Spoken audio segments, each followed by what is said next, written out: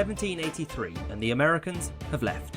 The empire, led by King George III, famous for being crazy, now had to find a new place for a penal colony, and it found one in Australia. So both Australia and New Zealand had been known to Europeans for centuries because of past Dutch explorers. It was Captain James Cook who sailed to both and claimed them for Britain. New South Wales was chosen as Britain's new penal colony, and the first convicts arrived in 1788. So in the next year the French Revolution happened, paving the way for the Napoleonic Wars, which were a British victory. Victory here gave Britain a few new colonies such as Malta and South Africa. Importantly, it also weakened Britain's great imperial rival, meaning it could increase the size of its empire without much resistance, which it did. The century following the Napoleonic Wars is known as the Pax Britannica, the British peace, in which Britain was the world's sole superpower. Over the next few decades, Britain, which Ireland had formerly been incorporated into, seized Guyana, Singapore, Assam and this territory in India. Britain was helped in these ventures by the East India Company, who oversaw Britain's trade with China, mostly in opium. China had previously banned opium, but Britain refused to listen and kept importing it anyway because money. In 1839, the Imperial Chinese government seized opium from British ships and destroyed it, which led to armed conflict, which Britain won, gaining lots of money, a continuation of opium selling in Hong Kong. Britain's victory here also gave it huge influence over China's economy, bringing it into what is known as the informal empire. The informal empire consisted of places which weren't directly under British control, but due to military and diplomatic pressure were often coerced into acting in Britain's interests. To the northwest of India, Britain turned its eyes to Afghanistan. On the surface this was for trade, but the major reason was Russia. Britain was afraid that Russia would seize either Afghanistan or Persia, from which it could then invade India. Britain was also worried that Afghanistan would make an alliance with Russia and so invade it. This was a complete disaster and amounted to nothing more than a slaughter of British and Indian troops by the Afghan militias.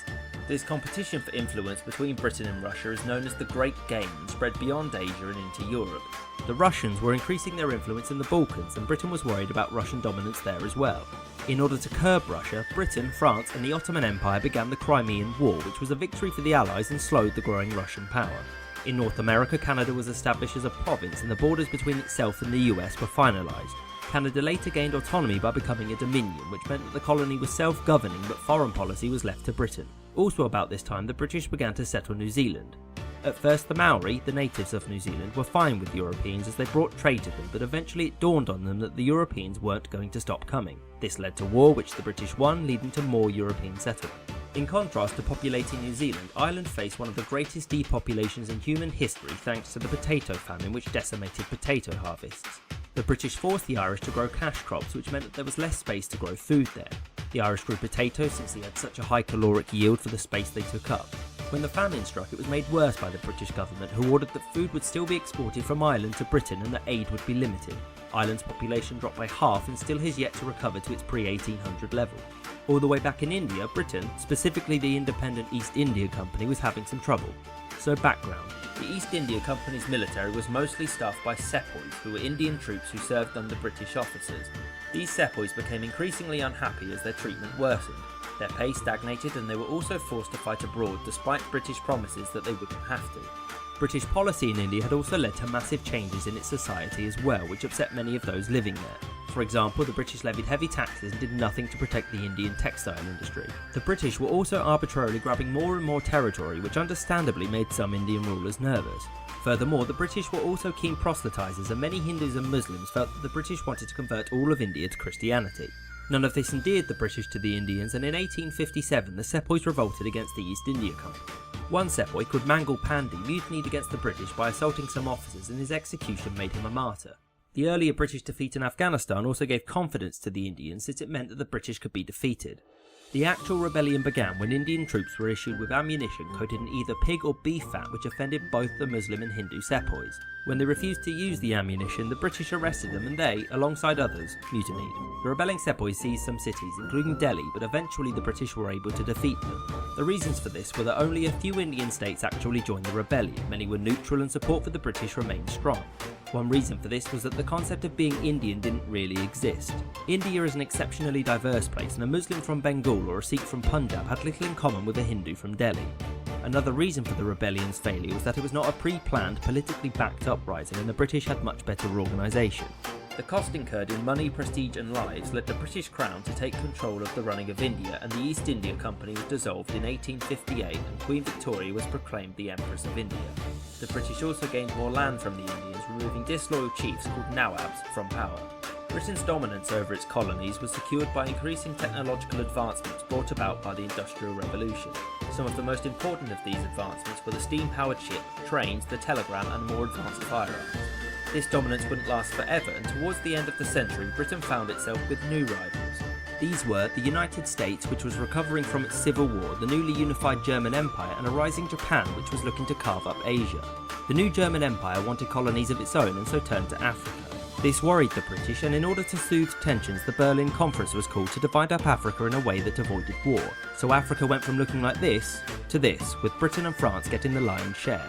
So the British public's response to imperialism was mixed. Outright opposition to colonialism was very rare. Most people's attitude sat between apathy and a deep pride in Britain's role as a colonial power. This was primarily due to the belief that Britain was a civilising force. So Britain's conquest of Africa was not a simple and straightforward affair. Britain had substantial military advantages over the Africans it was conquering, such as rifles, machine guns and gunboats. Yet many Africans were able to win victories against the British, such as the Zulus, who slaughtered the British at the Battle of Isandlwana. On the same day, the British won one of its best-known battles, the Battle of Rorke's Drift. Another group of Africans, the Boers, who were originally Dutch settlers, also resisted British expansion in South Africa. In order to defeat Boer guerrilla warfare by denying them shelter, the British placed many women and children into concentration camps where they faced horrible conditions. The conquest of Africa was short and was pretty much complete after 30 years, with only Ethiopia and Liberia remaining independent. The southern colonies in Africa were unified into South Africa, which alongside Australia and New Zealand became a dominion, just like Canada. The empire grew to its territorial height after the First World War, where Britain gained sizable Ottoman and German territory. It wasn't all gains for Britain though, as throughout the war Britain's hold on Ireland became untenable and Ireland became an independent republic in 1922.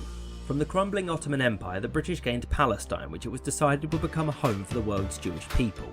Hundreds of thousands of Jews arrived in Palestine over the next couple of decades, and their increasing numbers and political powers there caused several revolts against the British, all of which were suppressed.